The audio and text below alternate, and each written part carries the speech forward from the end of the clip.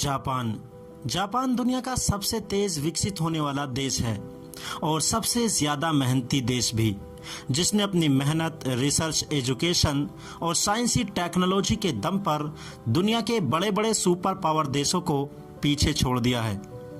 दोस्तों, दूसरे विश्व युद्ध से पहले जापान एक योद्धा, लड़ाकू देश हुआ करता था, लेकिन दूसरे विश्व युद्ध में काफी भारी भरकम नुकसान, तबाही और 31 लाख जान गंवाने के बाद जापान ने एक सबक सीखा।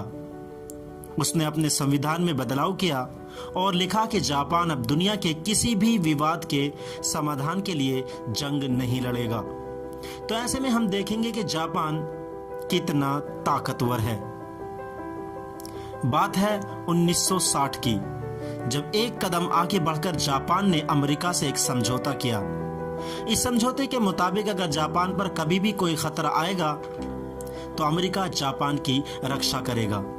इस समझौते के बाद जापान ने अपनी सारी तवज्जो और ध्यान जंग के बजाय रिसर्च, साइंस, टेक्नोलॉजी और अर्थव्यवस्था की तरफ फेर दी।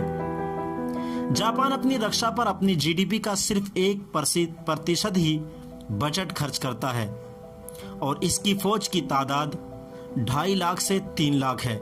लेकिन इसका मतलब यह हरगिज नहीं कि जापान एक आसान शिकार बन चुका है, क्योंकि जापान इस राज को जानता है कि किसी भी एक राष्ट्र की ताकत सिर्फ गोला बारूद और हथियार से नहीं होती। जापान अपने बजट का ज्यादातर खर्च टेक्नोलॉजी की डेवलपमेंट और साइंस और नए नए आविष्कारों पर खर्च करता है, और ये चीजें जापान को ताकत भी देती हैं। चूंकि जापान के पास दुनिया की बड़ी और ताकतवर फोर्स तो नहीं है, लेकिन उसकी टेक्नोलॉजी, साइंस में तरक्की और कुशलता इतनी ज्यादा है कि जब चाहे न्यू वेपन सिस्टम, हथियारों से लैस एक ताकतवर फौज तैयार कर सकता है। लेकिन जब भी जापान अपनी फौज की ताकत को बढ़ाना चाहता है और सर्वे करवाता है तो जनता इसका विरोध करती है, क्योंकि जापानियों के ख्याल में फिलहाल किसी ताकतवर और बड़ी फौज की जापान को जरूरत नहीं। आइए जीडीपी की बात करते हैं।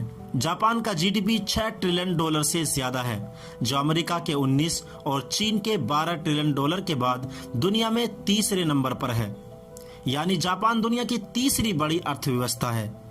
टेक्नोलॉजी के मैदान में जापानी कंपनियों में मैत्सुबिशी, कवासाकी, तोशिबा, टोयोटा, सोनी जैसी कंपनियों का लोहा आज पूरी दुनिया में माना जाता है। आर्थिक लिहाज से भी जापान इतना ताकतवर है कि इसका अंदाज़ा इस बात से लगाया जा सकता है कि यूएनओ के कुल बजट का 11% सिर्फ जापान अदा करता है।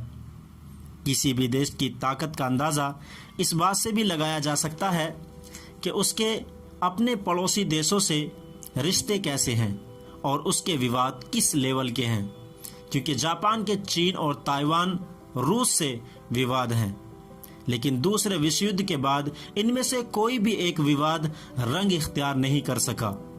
चीन और जापान का 8 छोटे द्वीपों पर एक विवाद चल रहा है। कुछ द्वीप जापान ने 2012 में व्यक्तिगत संपत्ति से खरीदे थे, लेकिन चीन का दावा है कि ये 8 जजीरे यानी छोटे द्वीप चीन ही के हैं। इन्हें जापान किसी से कैसे खरीद सकता है? विश्व एक्सपर्ट की माने तो ये विवाद इतना खौफनाक है कि इससे तीसरा विश्व युद्ध छिड़ सकता है। फिर भी जापान इस समस्या को बातचीत से डील करता आया है। तो अब तक इस विवाद के दौरान एक भी गोली नहीं चली और एक भी इंसान की जान का नुकसान नहीं हुआ। तो इन सब बातों का निचोड़ यह है कि जापान दुनिया की एक बड़ी फौजी ताकत तो नहीं है, लेकिन दुनिया की एक बड़ी अर्थव्यवस्था और राजनीतिक ताकत जरूर है। और दुनिया के बड़े बड़े प्रोजेक्ट में जापानी निवेश रीढ़ की हड्डी की हैसियत रखती है। शुक्रिया। हमारी वीडियो को सब्सक्राइब करिए और वीडियो को लाइक और शेयर करें।